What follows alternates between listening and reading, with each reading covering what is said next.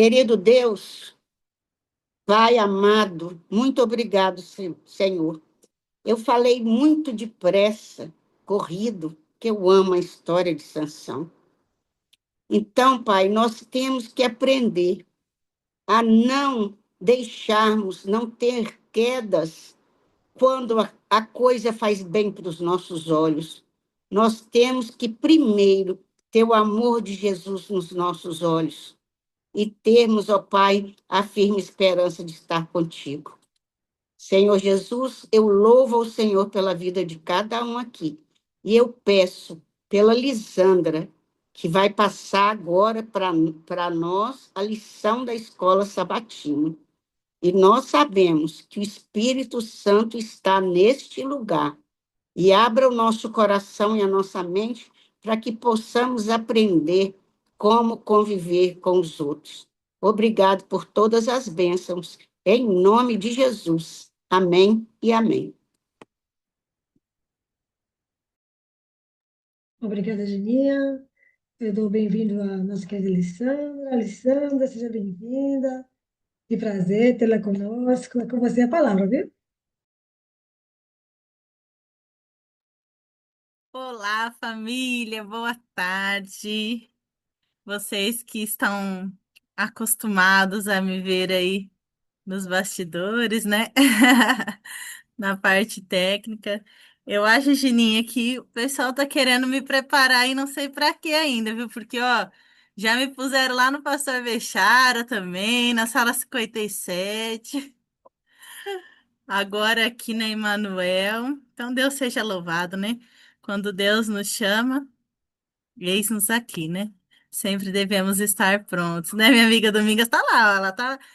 Vamos pôr esse pessoal para a escala aí, viu, Dodorinha aí que tá cuidando da escala.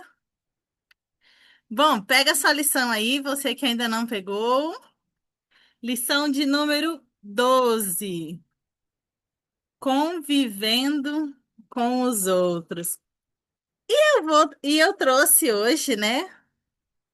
Vou trazer, né?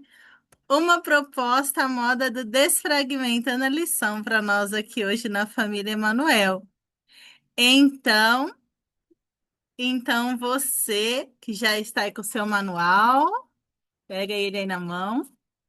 Nós vamos dar a introdução. É isso aí, vai acompanhando que eu vou falando qual vai ser o dia seguinte aí, quem já se esquecer. É isso aí, pessoal. Convivendo com os outros. Eu quero fazer uma perguntinha aqui. Onde e como começa essa convivência? Onde e como começa? Em Em casa. casa, começa em Ó, casa, com a família. levante as mãozinhas, tá bom, família? Para não ficar cavalando o outro, tá bom? Pedro disse. Você falou o quê, Pedro? Em casa. Em casa. Em Conceição também casa. falou, Conceição falou também em casa. A irmã Joana também falou em casa. Uhum. E aí, vocês concordam? Começa em casa? Eu acho que começa primeiro com Deus. Hum.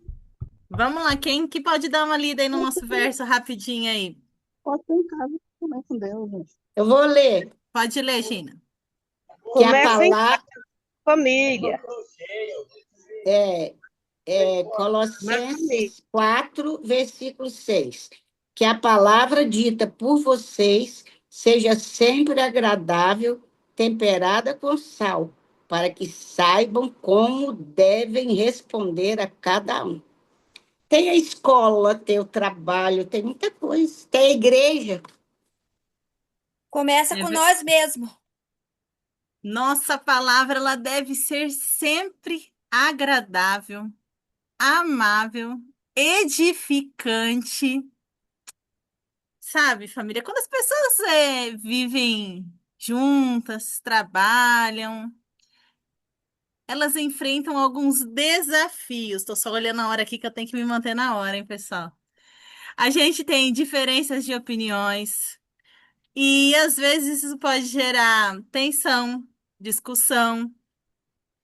Vocês já perceberam que quanto mais próxima for a relação, mais importante é o entendimento e muitas vezes o desentendimento também. As relações mais próximas que nós temos são as familiares, como o Pedro comentou, a irmã Joana comentou. Por isso é que aquele que é cristão no lar, com certeza vocês já ouviram isso, ele é cristão em qualquer lugar, porque a nossa primeira escola é o nosso lar. Vocês já ouviram falar aquele ditado? Ah, casa de ferreiro, espeta de pau, né? É difícil nós sermos e darmos o exemplo. Ah, santo de casa não faz milagre. Já ouviu esse ditado também? Porque como é difícil nós darmos o exemplo dentro da nossa casa, sabe por quê? Dentro da nossa casa, eles conhecem como nós realmente somos. Dentro da nossa casa, nós não temos máscaras, não temos capas, nós não temos disfarces. No lar, a gente aprende o conceito sobre valores, metas, objetivos. E nós aprendemos também que todos eles devem colaborar para que haja uma harmonia, porque não adianta um fazer muito e o outro fazer pouco. Isso não funciona.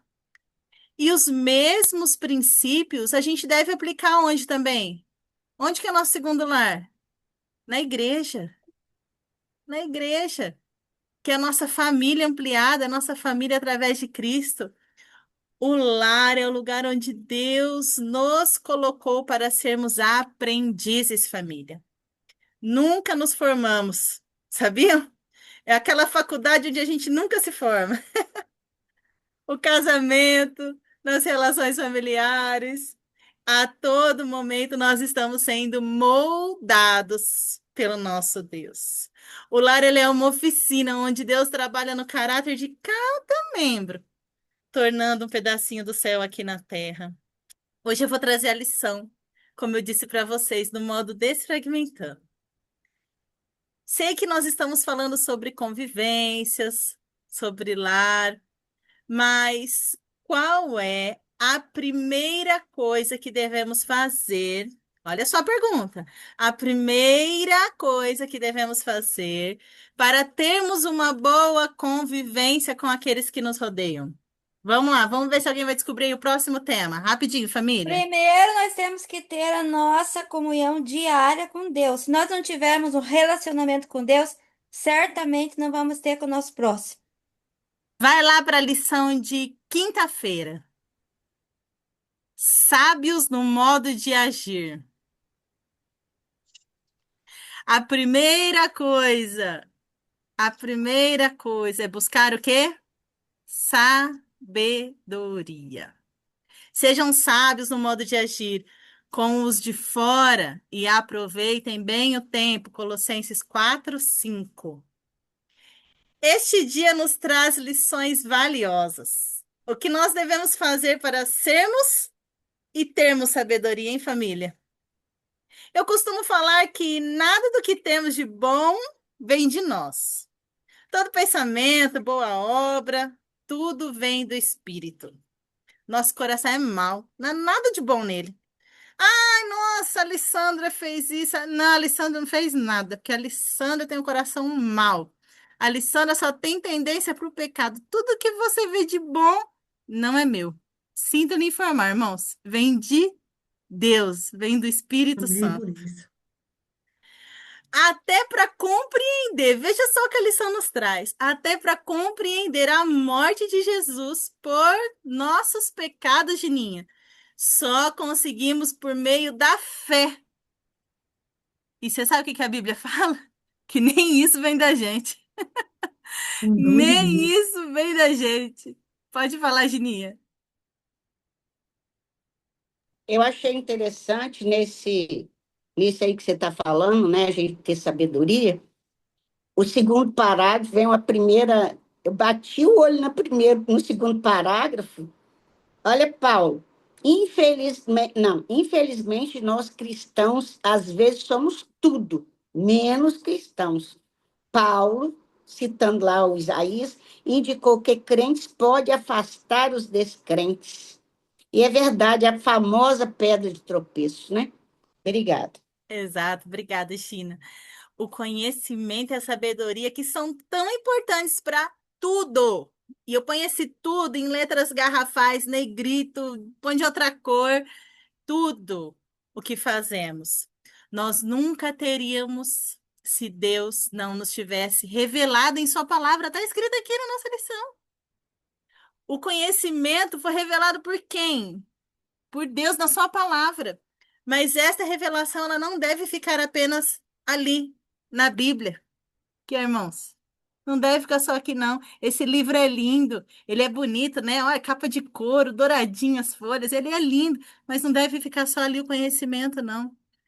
A nossa informação, tudo que a gente aprendeu ali, devemos viver essa verdade em nossa vida. Nosso comportamento deve refletir a Cristo que vem falando. Devemos nos lembrar que o testemunho fala muito mais alto que as palavras. Isso que a Gina acabou de ler aqui no terceiro parágrafo da lição. Muito mais alto. Nossa linguagem deve ser agradável, temperada com sal. Fala aqui em Colossenses 4. O modo como vivemos pode aproximar ou afastar as pessoas de Deus, não é mesmo, Gina?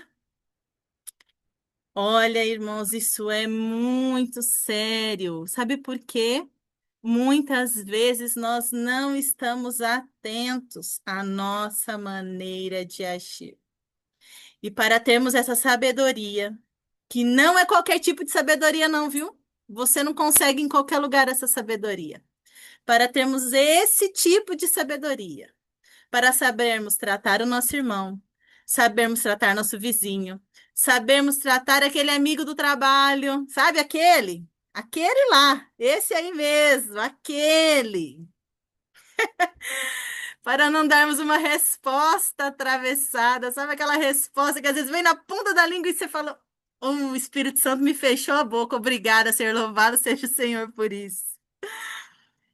Só o Espírito Santo pode nos dar as palavras certas, no momento certo, com o propósito certo. Pode falar, Gininha. É só que um parêntese aqui.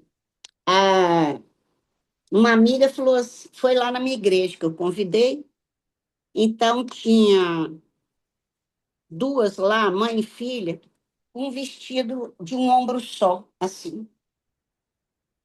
Aí ela olhou, ela falou assim: "Uai, mas elas não são daqui?" Eu falei: "São." "Uai, mas elas estão diferentes de ninguém lá fora, não, ué?" Eu falei: "Sabe o que que é? Eu venho aqui, eu não posso olhar nem para A nem para B. Eu tenho que olhar para C, para cima, sabe? Porque senão. E aqui a gente dá importância à pessoa. Eu não podia falar mais nada, sabe? A visita, que é católica roxa, viu aquilo dentro da minha igreja. O que eu podia fazer? Nada. Eu tinha que falar que a gente tem que olhar para Jesus, porque senão, né? Como é que eu ia falar que eles podiam usar qualquer coisa? Não pode usar qualquer coisa. Elas que estavam erradas. Mas eu não podia falar também assim, né? Mas ela nunca mais aceitou o convite para ir. É, China, veja só. A lição daqui também vem falando sobre nós termos em mente, nós aqui, viu, família Emanuel? Nossa igreja aqui, ó. Temos em mente que estamos sendo observados Uhum. o tempo todo. Sabe, principalmente por aqueles que estão em nosso meio, seja na igreja, uma visita, como foi o caso, seja no seu trabalho. Pois é. E falando aqui, viu, família, que o horário, oh meu Deus do céu, o horário tá, ó, falando em, já te dou a palavra, Cleitinha, falando em meio profissional aqui, a nossa lição ela vai nos levar para onde? Vamos ver quem adivinha aí, Cleitinha. Para onde que nossa lição nos leva?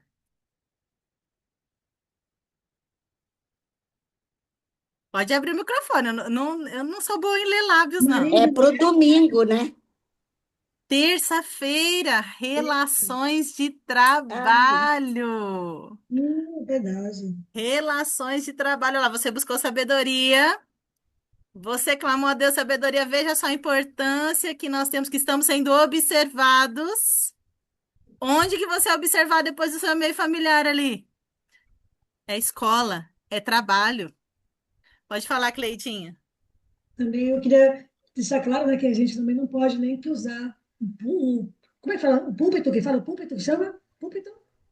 Do Isso. púlpito para chamar a atenção do irmão, né? Não devemos nunca usar a palavra de Deus assim, explicitamente, para darmos indireta aos nossos irmãos, como se fosse palavra de Deus, né? Deixa o Espírito Santo guiar os nossos irmãos, nós temos só que orar por eles para que seja transformado, mas a gente não deve nunca usar o púlpito ou a orelha de alguém para chegar até o ouvido. Aí eu falo para a Alessandra, e a Alessandra vai lá e fala para a Marizinha. Não. Se você tiver alguma coisa para dizer, vai diretamente para ela. Mas Deus não gosta do disse e me disse, né? Uma fofoquinha, Deus não aceita. Obrigada, Ali. É verdade, né? Jamais devemos usar o púlpito para dar indiretas, né? Isso não é propósito de Deus e nem vontade de Deus. Irmão Pedro, você quer falar ou esqueceu a mãozinha levantada? Eu ia falar o que você já falou. Ah, então tá bom, então. Então vamos lá, relações de trabalho. Pode falar, Gininha, só. pode falar. É, ah, oh, meu Deus, o que que eu estava pensando? O que que você falou aí?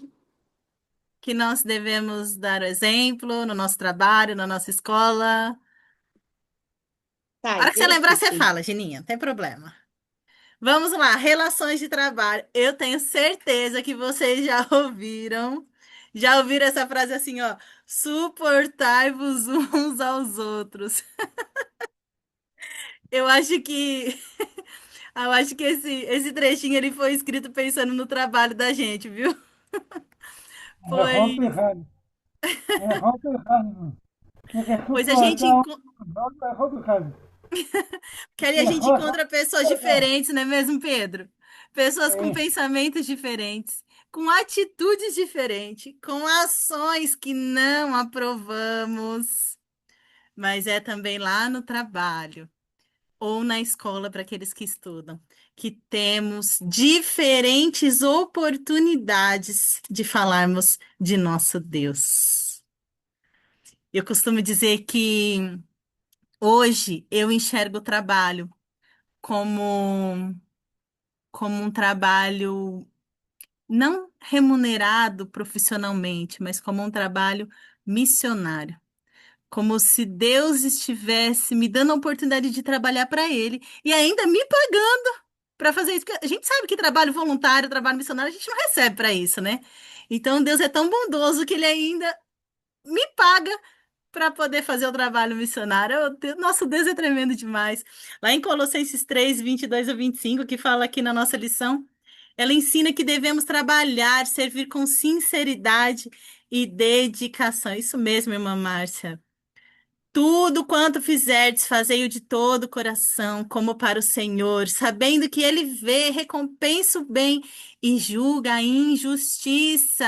Ai, mas eu estou sendo injustiçado no meu trabalho, será que ninguém está vendo isso? Só eu que estou fazendo, fulano ali não faz nem a parte dele, eu tenho que fazer a minha dele. Irmãos, olha a nossa lição como é maravilhosa, a palavra de Deus é tremenda. Eu falo, quando eu escuto alguém falar assim, ai, eu não gosto da lição, eu falo, não é possível que você esteja falando isso. Você não estudou a lição. Não é possível que você tenha estudado a lição, porque não tem como você não gostar da lição. Olha a perguntinha: o que você faz quando não está sendo observado? Porque quando você está sendo observado é uma coisa, mas e quando ninguém está te vendo? Você faz as coisas de maneira correta ou pula algumas etapas de algumas situações que não deveriam ser daquele jeito? Devemos lembrar que a escola, o trabalho é um testemunho de fé que nós devemos ter ali. A Bíblia ela também nos lembra que os empregadores, não são apenas os empregados, não, os empregadores também devem agir com justiça. Lá em Colossenses 4, como que você age quando você é patrão? Será que você tem o mesmo amor pelo seu empregado que você gostaria que tivesse sentido com você quando você era empregado? Todos os seres humanos foram criados à imagem de Deus, o que implica dignidade e valor para cada pessoa. Deus não era a favor da escravidão que é mencionada aqui, mas ele tolerava a escravidão. O sistema de escravidão descrito aqui nas Escrituras não corresponde ao modelo cruel da escravidão moderna, especialmente aquela praticada no Ocidente nos últimos séculos. Não era isso que Deus retrata aqui na sua palavra. A lei dada a Israel impunha limites e regulamentações que protegiam os escravos. Entre os princípios citados, fala assim: não era permitido manter um compatriota como escravo permanente, lá em Deuteronômio. O período máximo de serviço normalmente era de 6 anos, geralmente relacionado ao pagamento de dívidas. Fala lá em Êxodo, Levítico. Havia regras para garantir tratamento digno e proteção à família.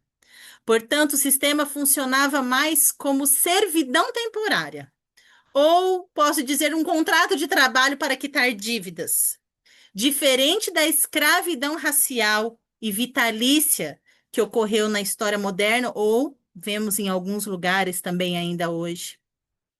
Bom, família, o horário avança e nós já buscamos sabedoria do Espírito Santo, não é qualquer sabedoria do Espírito Santo. Nós aprendemos a nos relacionar no trabalho. E depois de tudo isso, chega o momento, então, do quê? Vamos lá para a nossa lição de domingo, família. Chegou o momento de você casar. Você buscou sabedoria?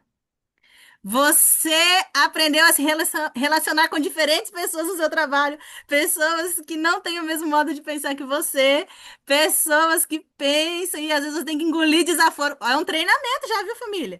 Você ali tem uma estabilidade financeira e aí então, só então, você deve se casar. Efésios 5, 21, 25. Peraí que eu já te dou a palavra, Pedro. Paulo orienta sobre o relacionamento no lar. Sujeitem-se uns aos outros no temor de Cristo. As pessoas se sujeitem as esposas se sujeitem ao seu próprio marido, como ao Senhor. Maridos, amem suas esposas como Cristo amou a igreja e se entregou por ela. As mulheres gostam de falar isso, né? Estes mesmos princípios aparecem também em Colossenses 3, de 18 a 19.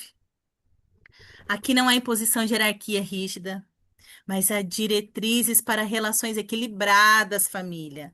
A submissão da esposa não é escravidão, não é baixar a cabeça e falar sim, Senhor. A submissão da esposa aqui é um serviço voluntário, como o Senhor, como o nosso Deus. O marido, por sua vez, ele deve amar a esposa. Como? Aqui fala nos textos, se você ler todos os textos aqui, ó, de Efésios também, que contribui aqui para a complementação, como o próprio corpo, ele fala ali. Como o próprio corpo. A Bíblia ela não apoia machismo nem opressão. O amor de Cristo é o nosso modelo. É o que Gina falou, não é A e nem B, é C, é Cristo, é para cima. Amei esse C de cima em Cristo, Gina. Um casamento saudável é marcado por diálogo, respeito, reciprocidade, harmonia. Lembrando sempre do nosso modelo supremo, que é Cristo. Às vezes a gente quer que o nosso cônjuge adivinhe, né? O que a gente está pensando. Nossa, mas será que ele não tá vendo? Tá na cara dele, tá estampado. Será que ele não tá... Gente, lembrem, você pensa de um jeito, o seu cônjuge pensa de outro. Às vezes para você tá tão claro para ele, se você não desenhar, não falar, ó, eu quero isso, ele não vai entender. Pode falar, irmão Pedro. Aqui a lição fala que o casamento cristão, ele tem que ser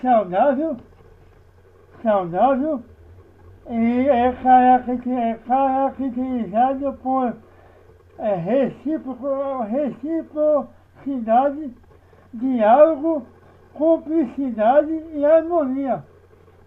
Tem que ter harmonia. Se não tem Exatamente. harmonia, não dá certo. Isso mesmo, Se irmão os Pedro. dois, se os dois não tiverem um bom diálogo, não dá certo. Vai entrar no jogo desigual. Exatamente. Paulo ele também estabelece um paradigma que, assim como Cristo amou a igreja, a família, e se entregou por ela, o marido ele deve amar a sua esposa. Aqui o padrão, ó, é bem elevado. Não é qualquer padrão, não. É bem elevado, é o padrão de Cristo. É aquele amor sacrificial. Amor que E a Bíblia, protege, amor que santifica, amor que busca o bem espiritual da esposa. Viu, maridos? Cristo não domina a igreja. Ele se doa pela igreja. e a Bíblia fala, irmã Elisandra, que a mulher sábia, ela edifica a sua casa. Com A mulher de... certeza, irmão Pedro. Com certeza. Logo, irmãos, a liderança do marido é serviço e entrega. Entende? Serviço e entrega. O texto também enfatiza que o maior peso recai sobre o marido. Está escrito aí, você leu. Recai sobre ele. Ele deve amar como Cristo amou, cuidar da esposa como do próprio corpo, promover seu crescimento espiritual. Não é só suprir as necessidades físicas ali, não. Ele é o sacerdote do lar. Exercer autoridade com mansidão e responsabilidade. Não é imposição, é mansidão. Vejam, qualquer forma de dureza, violência ou opressão contradiz o modelo cristológico apresentado aqui. A esposa, ela deve ter respeito e cooperação. A submissão aqui retratada é atitude de apoio, postura de harmonia, não de competição. O texto ele deixa bem claro que o casamento não é uma disputa de poder, não. Você não está disputando com seu esposo para ver quem dá a última palavra, quem manda em quem, não. Mas é uma aliança que se completa. O casamento ele é uma união profunda. O marido que ama a esposa, ele ama a si mesmo, pois ambos se tornam uma só carne. O matrimônio cristão não é apenas instituição social, não. É representação espiritual. Bom, família, o horário já se avança. Depois que você buscou a sabedoria do Espírito Santo, olha lá, pega a lição aí, hein? Eu quero ver, hein? Buscou a sabedoria do Espírito Santo, aprendeu a se relacionar, a aguentar os que discordam dos seus pensamentos, adquiriu condições financeiras. Então você casou, se tornou um com seu cônjuge, aprendendo como Cristo ama a igreja, mesmo que ela não faça as coisas como Cristo orientou, ele ama. E então chega o momento do quê? De Casamento, ter casamento. filhos. É isso mesmo. E ó, filhos humanos, viu? Humanos. Não é filho pet, não, tá bom? Por mais que eles sejam fofinhos, bonitinhos, lá em Gênesis Deus fala: crescer e multiplicai-vos. Lá depois do dilúvio, enchei, pulai a terra, povoai a terra. Gente, não é de petzinho, não, tá bom? É filho mesmo, de carne, os que vem da barriga ali. Segunda-feira, pais e filhos. As crianças, elas têm um papel essencial na família também. Deus, ele usa os filhos também para educar os pais. É fundamental. Vem trazendo aqui a lição, a importância do culto familiar diário. Vejam, família. As crianças devem aprender valores como responsabilidade, serviço e obediência. Filhos, em tudo obedeçam a seus pais, pois isso agrada ao Senhor. Mas essa obediência é no Senhor. Ou seja, Não deve contrariar a palavra de Deus. Às vezes tem pais aí que dão ordens aos filhos e eles usam esses versos, como usa também o quinto mandamento. Mas se essa obediência desagrada a vontade de Deus, nós devemos obedecer primeiramente a Deus. Os pais, eles têm o dever de ensinar os princípios divinos continuamente, Deuteronômio 6. Os pais também são orientados a não irritar os filhos, lá em Colossenses 3. Tem pai aí causando a ira no filho para falar: essa menina não obedece. Mas também deixa a coitada da criança com o cabelo para cima, né? Vamos dizer assim. O exemplo dos pais, família, é fundamental para a formação espiritual dos filhos. Ensina a criança no caminho em que deve andar. No caminho. Veja, é responsabilidade. As crianças devem compreender que são amadas, que elas são valorizadas, que elas são parte ativa da família. O culto familiar é apresentado como prática essencial para formar valores espirituais. Pode falar, Pedro e Gina. É, eu tenho um amigo advogado, ele é da minha igreja, e é assim, eles têm 3 filhos. Aí ele tem a assinatura de cada idade, né? Aí os maiores fizeram também como pequeno. A mãe fica com o pequeno e tal. Agora cada um já faz a sua lição, todos no mesmo, na sala. Uhum. Cada um já tem sua agenda. E ele fala o seguinte: tem um dia que ele quer levantar, tomar um banho, vestir o terno dele e ir trabalhar. Mas ele fala: não, eu tenho que fazer meditação e estudar a minha lição e a Bíblia, porque senão o meu filho vai fazer a mesma coisa. Hoje eu não estou com vontade. Então, às vezes, ele falou que está saindo e falou: opa, opa, opa, opa, opa, volta lá. E ele volta e faz isso tudo. É verdade, É é legal verdade. isso, né? É Obrigada. verdade, irmão Pedro, verdade. Tem que respeitar também, né? Aprender a obedecer prepara para responsabilidades futuras. Então, você não está ensinando só ali o que seu filho tem que fazer no lar, não. Você está ensinando para ele o que ele vai fazer lá fora amanhã. As crianças, elas devem compreender que elas são amadas, família. A Não, palavra também nos fala sobre a disciplina, e não é só ali com a vara, não, viu? Porque muitos falam assim: ó, tem que usar a vara, viu? Mas não é só assim, não. Os pais interagem com os filhos, dando influência profunda na sua formação espiritual. A não, família é um espaço de formação espiritual. Os filhos obedecem com expressão de fé. Os pais disciplinam com equilíbrio e amor. O lar torna-se ambiente de crescimento. Quando estes princípios são aplicados, a família reflete os valores do reino de Deus. E fortalece a igreja como um todo, porque não adianta nada eu querer mandar lá na igreja, eu querer ter cargo na igreja, eu querer ser líder na igreja, se eu não consigo ser líder nem dentro da minha casa. Primeiro é Jerusalém, primeiro é sua casa, irmãos. Aqui, dentro de casa, seu primeiro campo missionário. É difícil? É, mas lá fora vai ser mais. Primeiro campo, é só pode falar, irmã Maísa. Tá ouvindo? Tô ouvindo agora. Você falando aí da questão do primeiro campo da educação das crianças, começa a partir da barriga da mãe, né? É dentro de casa. Só que hoje nós estamos vendo as famílias disfuncionais, porque elas estão terceirizando a educação dos filhos para os professores em sala de aula.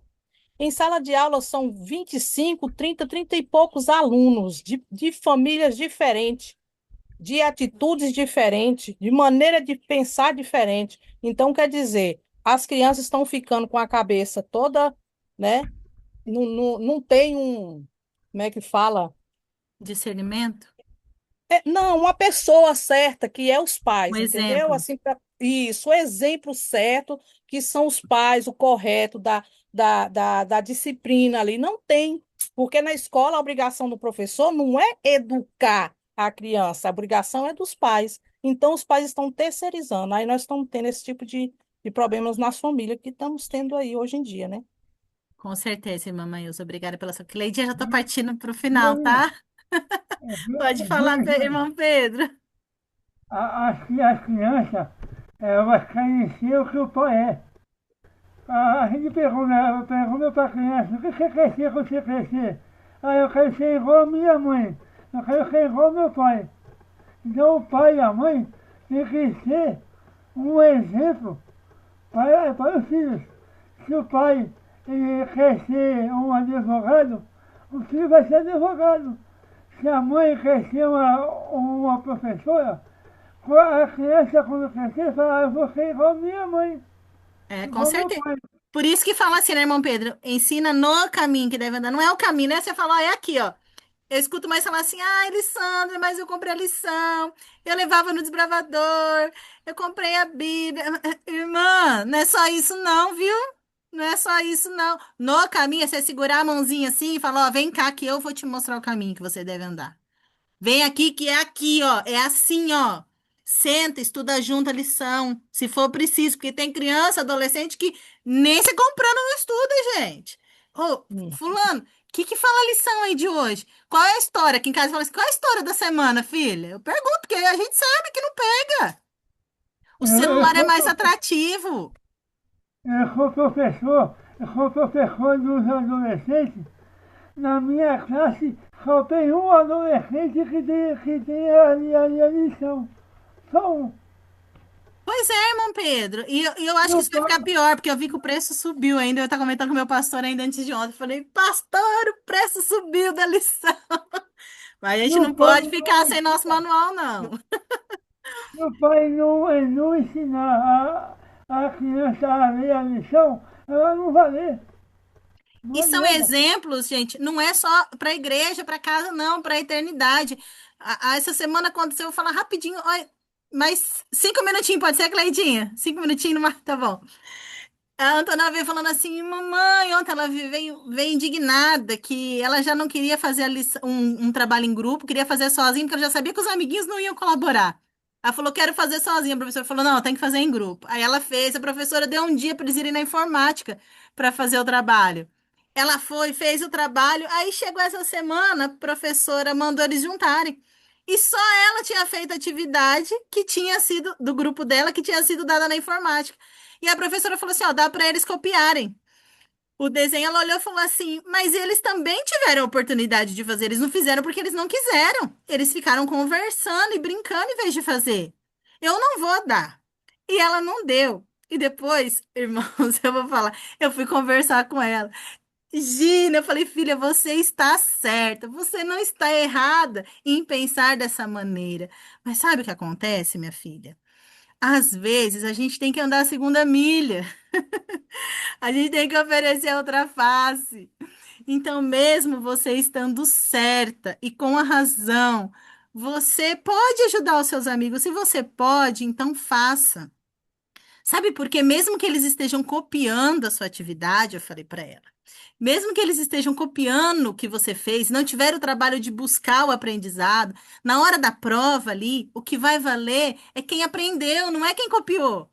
Quem copiou não vai saber fazer. Agora, quem aprendeu vai. E é ali que vai ser a conclusão ali de quem sabe e quem não sabe. E mesmo se acontecer deles colarem e ainda passarem, a justiça de Deus não falha.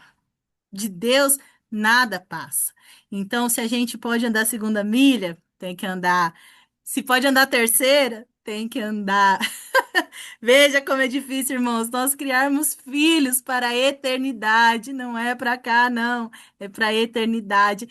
Concluindo aqui, irmãos, nós aprendemos aqui, então, a buscar sabedoria do Espírito Santo, aprendemos a nos relacionarmos no trabalho, aprendemos a nos relacionarmos no casamento, aprendemos a nos relacionar com os filhos, segundo o propósito de Deus. Agora, então, nós vamos para a última parte da lição, que é a parte de quarta-feira, orando uns pelos outros. Olha só, continuem a orar, vigiando em oração com ação de graças, Colossenses 4:2. A oração ela deve ser constante. Paulo, ele pede oração por seu ministério, mostrando a importância da intercessão. Mesmo quando nós não sabemos orar, o Espírito Santo intercede por nós. E olha que a gente não sabe mesmo orar. A oração, ela abre caminhos para que Deus atue na vida das pessoas. O estudo de hoje, dessa sessão, ela enfatiza a importância da oração intercessora, família. Essa família aqui é tremenda porque ela já faz isso. Orar pelos outros. Baseado especialmente lá em Colossenses 4. O texto mostra que a oração é um dos meios principais pelos quais Deus age na vida das pessoas e também no avanço do evangelho. Aqui a gente aprende a fazer as coisas fora da nossa bolha. Sabe a bolha que a gente vive?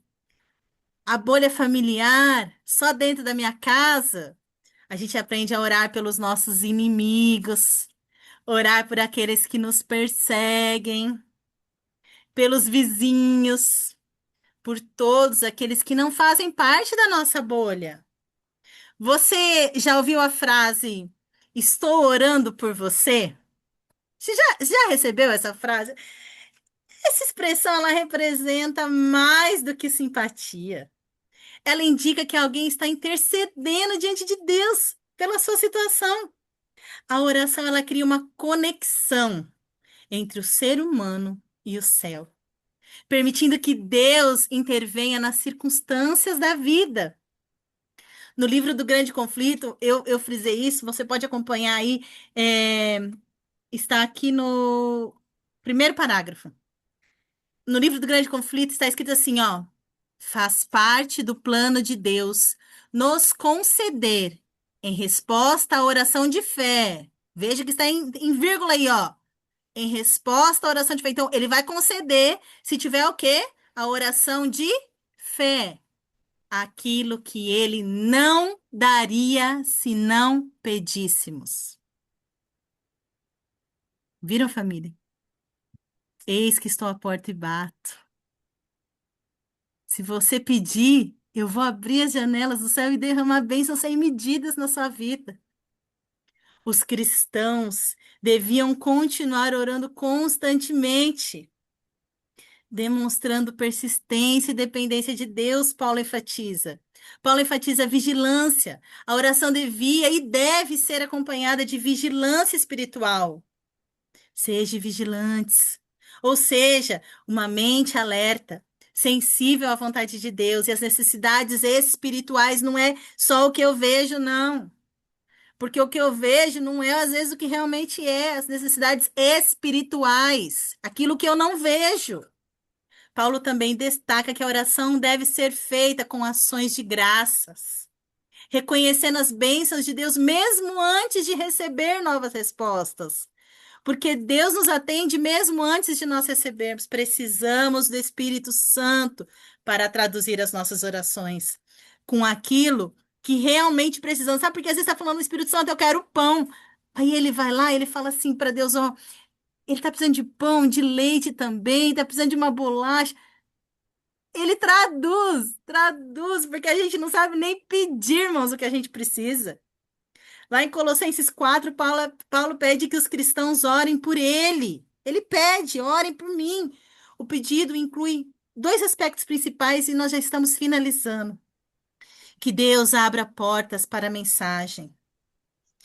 Paulo pede que Deus abra oportunidades para a pregação do evangelho. A expressão porta aberta significa circunstâncias favoráveis para compartilhar a mensagem de Cristo. Ele fala que ele pede assim que ele tenha clareza para proclamar a verdade, para que eles orem com esse sentido. Ele pede oração para que ele anuncie o evangelho com clareza. E ele fala aqui que ele só conseguia aqui para orar. Não é necessário que estejamos sempre prostrados de joelhos. Ai, Deus só ouve oração de joelhos. Não é verdade. A oração é um instrumento que prepara o caminho para que o evangelho alcance outras pessoas. Paulo, ele orava constantemente. Você, família, tem orado constantemente? A oração contínua não significa estar só de joelhos. O cristão, ele pode manter uma comunhão constante com Deus, elevando o coração a ele durante as atividades diárias. Ele aconselha que o crente cultive hábitos de falar com Deus ao caminhar, durante o trabalho, tá fazendo a comida. É isso aí, a ciência do bom viver, Gininha. E mesmo em silêncio. Olha, tá, gente, eu tô preparando a comida, eu tô assim, Senhor, abençoe essa comida, que ela seja restauradora para minha família. Ajude-nos a ter aqui, a andar conforme o Senhor quer. É o tempo todo. Eu falo, Senhor, como que Enoque andou com o Senhor? Me ajuda, Senhor. Você tem que pedir. Assim, a oração ela se torna uma atitude permanente do coração. A principal lição é que a oração fortalece a fé, conecta o crente com Deus, sustenta os que enfrentam dificuldades e abre caminhos para a proclamação do Evangelho. O ideal do cristão é viver em um espírito constante de oração, permitindo que cada momento da vida seja acompanhado por comunhão com Deus. A conclusão, família, é que o cristão é chamado para refletir em Jesus Cristo em todas as áreas da sua vida. No lar, na criação dos filhos, no trabalho, na convivência com os outros, na maneira de falar e agir. O mundo precisa ver Cristo em nós. Somos chamados a ser representantes do seu amor. Cultivemos o hábito de falar com o Salvador quando a sós, quando estamos caminhando e quando ocupados com o trabalho diário. Que nosso coração se eleve continuamente em silêncio, pedindo auxílio, luz, força, conhecimento. Que cada respiração seja uma oração. Ellen White, A Ciência do Bom Viver, página 329. Fechemos nossos olhos. Pode falar, irmão Pedro, que eu vou orar. Que eu extrapolei já. Depois, ó, a diretora vai puxar a minha orelha. E você também, por favor, ore pela Maílza, que está entregando um dejuno e que vai jejuar a Rita Vitória, tá bom? Tá. Pode falar, irmão Pedro. A gente precisa orar até para falar com outras pessoas, para a gente não falar as coisas erradas. Sim, exatamente, irmão Pedro. Tem que orar e pensar no que vamos falar, para não magoar, para não deixar as pessoas assim, sem... Constrangidas, né? Verdade, irmão Pedro. Muita oração mesmo. Muito. A oração tem que ser o respirar da alma, né? Vamos fechar os nossos olhos, então, para... Ô, Alessandra, deixa eu falar só mais uma coisinha rapidinho. A doutora Rosana Alves, ela fala que a maioria de cristãos é fofoqueiro. Então, faz pedido de oração, sabe? Eu queria pedir oração para fulano de tal. Ah, mas ela está com um problema assim, assim, e tal, e coitada, não soube resolver, e bababá. Vamos orar por ela? Sabe como? Né? Só falar assim, vamos orar por fulano, né? E tal, não, é fofoqueiro. Conta por que está pedindo oração. Tomar cuidado, porque os fofoqueiros não vão entrar no céu, não. Tá na palavra, né, Gininha? Tá na Gente, eu não palavra. aguentei Vigiai, irmãos, vigiai. Satanás está ao redor com seus anjos, vigiai. Vamos orar então, família. Feche os seus olhos. Paizinho, obrigada. Obrigada porque o Senhor é maravilhoso, Pai. Obrigada por ter revelado ao mundo Jesus Cristo, através da sua palavra. Usa-nos como instrumentos em tuas mãos, Pai. Que nossos lares sejam um pedacinho do céu, onde o teu amor seja revelado. Guia-nos pelo teu Espírito Santo em todos os nossos relacionamentos. Obrigada, Pai, porque a Maísa esteve jejuando e agora a nossa amada Rita Ventura vai pegar o jejum. Que ela possa primeiramente jejuar por ela, para que ela tenha maior sabedoria, para que ela ouça sua voz com maior clareza e depois que ela se lembre de cada um aqui da nossa família Emanuel também. Fortalece-nos no teu espírito. É o que eu lhe peço e agradeço em nome de Jesus. Amém.